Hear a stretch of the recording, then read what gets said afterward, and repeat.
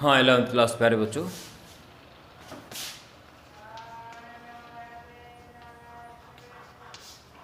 Strain, stress के बाद strain की बारी आती है। यह है परिवर्तन। डिफॉर्मिंग फोर्स लगाने से उसमें कैसा परिवर्तन हुआ, लंबाई में परिवर्तन हुआ, वॉल्यूम में हुआ या उसकी शेप में हुआ, फ्रैक्शनल चेंज कितना हुआ।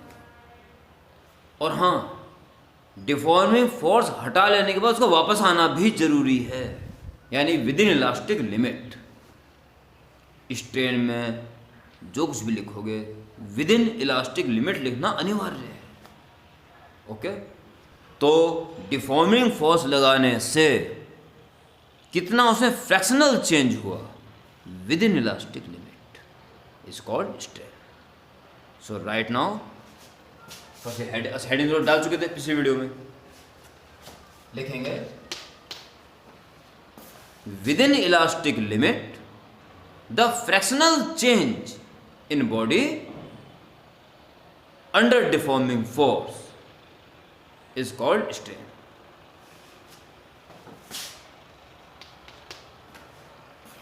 जिस 3 प्रकार से आपने स्ट्रेस पढ़ा उसी 3 प्रकार से स्ट्रेन भी होगा। लॉन्गिट्यूडनल स्ट्रेन पार्ट है,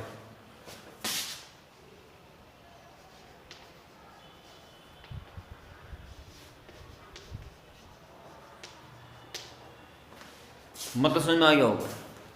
लंबाई से मतलब है, अगर एल लेंथ है और डेल्टा एल चेंज होगी तो फ्रैक्शनल चेंज कितना हुआ, delta is only change and fractional change delta L upon initial length L. बस विद इन इलास्टिक लिमिट मत भूल जाना। बस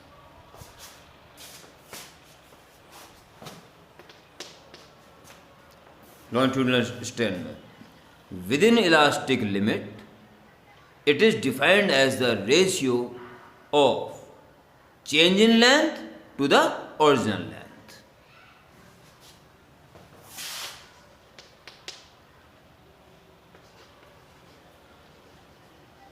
Volume strain, समझता हूं सारे बच्चे अपने आप भी कर सकते हैं पर फिर भी बोलना पड़ेगा। With in elastic limit it is defined as the change in volume to the original volume.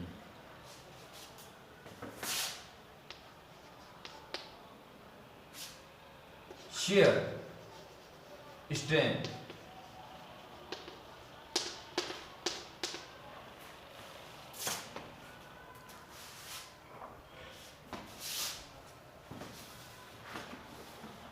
कोई बॉडी पे टेंजेंशियल फोर्स लगाओगे तो वो टेढ़ी हो जाएगी। ये साइड जो मूव टर्न करेगी और एक प्लेन सरफेस का फिक्स होना चाहिए, दूसरा मूव करना चाहिए। तो ये लाइन जो फिक्स सरफेस के परपेंडिकुलर है कितना मूव करेगी, turn angle. Okay, angle turn by line which is originally perpendicular to fixed surface, that angle is shear strain. Okay, right now within elastic limit it is defined as the angle moved by line originally perpendicular to fixed surface. Okay,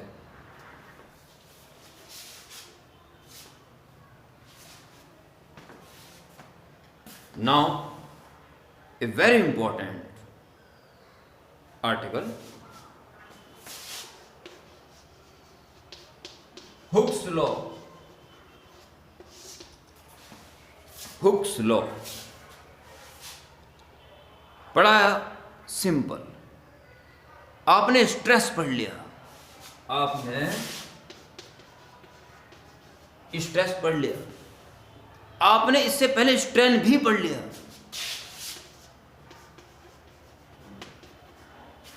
strain भी पढ़ लिया और अब सुने ढंग से।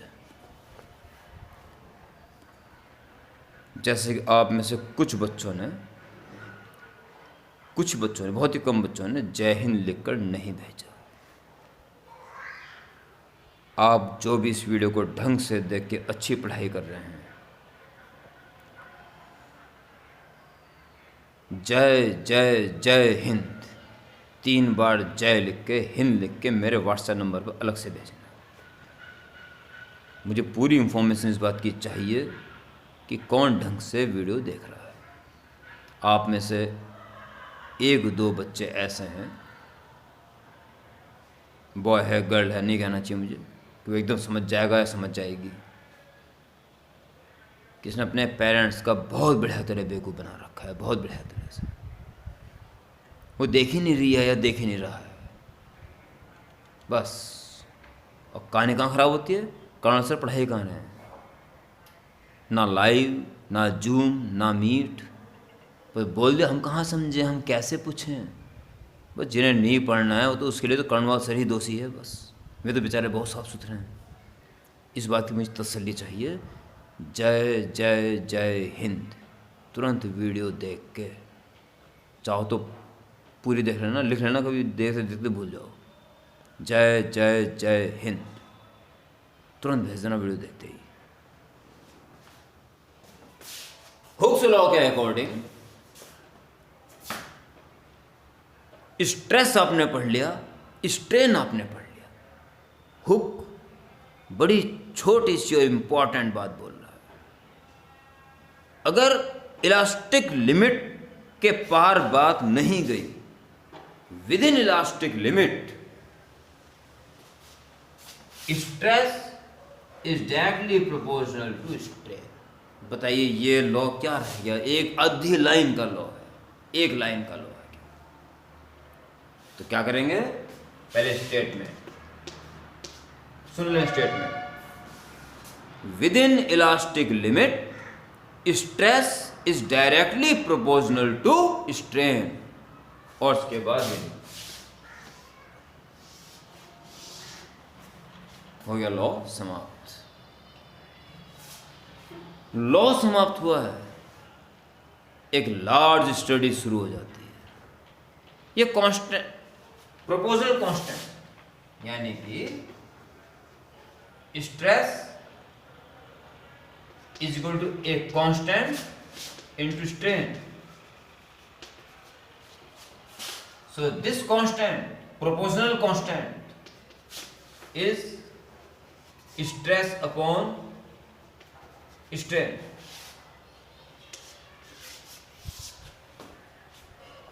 खास नाम है कोएफिशिएंट का,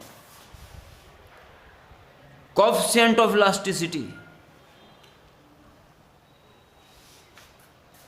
ये 2 लाइन उतार के, hence coefficient E is called coefficient of elasticity. Okay?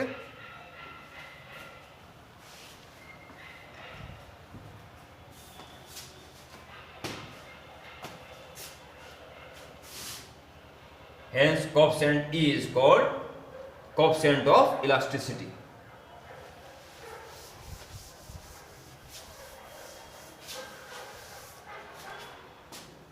प्यारे बच्चों,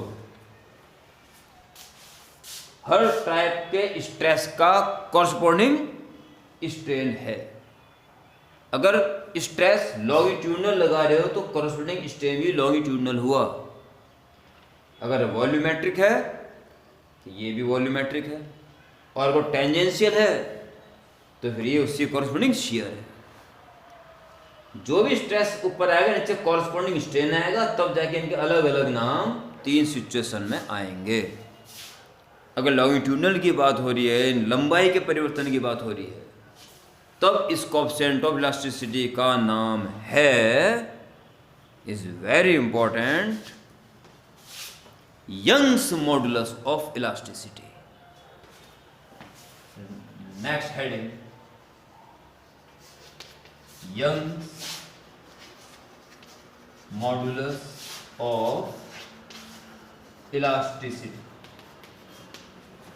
ओके?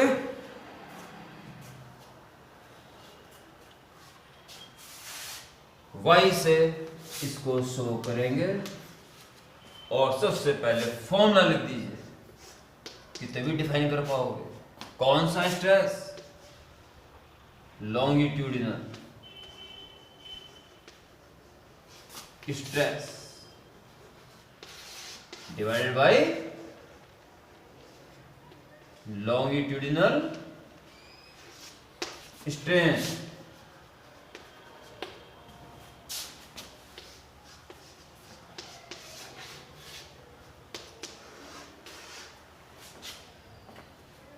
और यही इसकी डेफिनेशन भी है, और विद इन इलास्टिक लिमिट मत भूल जाना बस। आपने हेड डाल ली Young's modulus of elasticity, formula लिख दिया डायरेक्ट, और अब स्टेटमेंट लिख दीजिए।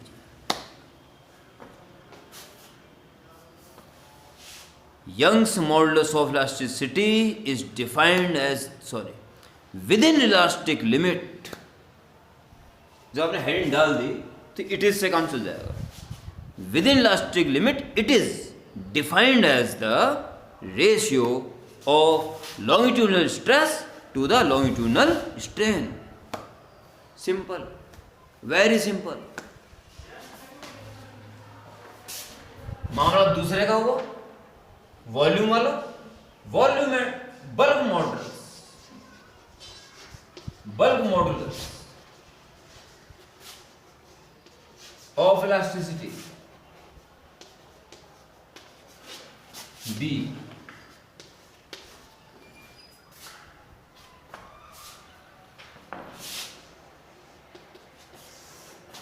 कौन सा स्ट्रेस और कौन सा स्ट्रेन? वॉल्यूमेट्रिक स्ट्रेस और volumetric strain.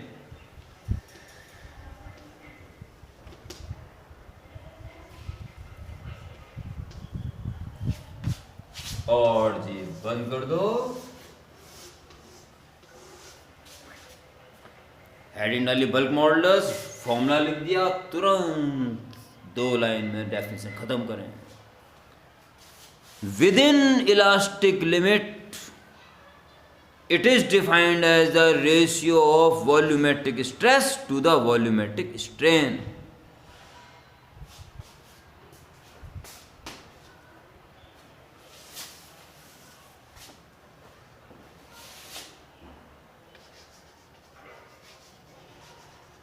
Modulus of rigidity,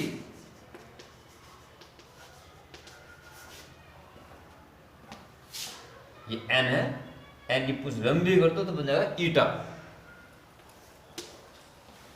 नीटा नहीं ईटा।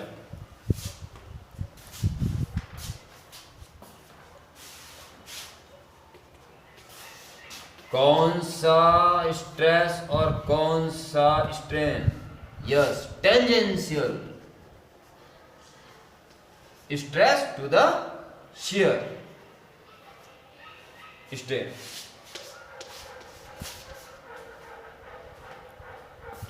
Within elastic limit, it is defined as the ratio of tangential stress to the shear strain. Okay? ये है जी आज आपका होमवर्क। स्ट्रेस और स्ट्रेन के ऊपर एक ग्राफिकल स्टडी करनी है, जिसकी वीडियो उम्मीद रहेगी आज ही, इसी वीडियो के बाद ही पहुंचेगी, और कल फिर तो कल पहुंच जाएगी। कुछ करता हूँ इसके बाद ही पहुंच जाए तुरंत। यहाँ तक के नोट्स अपडेट करें, फुल अपडेट करें, और तुरंत इमीडिएट भेजें। और समझिए बात को। ओके, जय हिंद।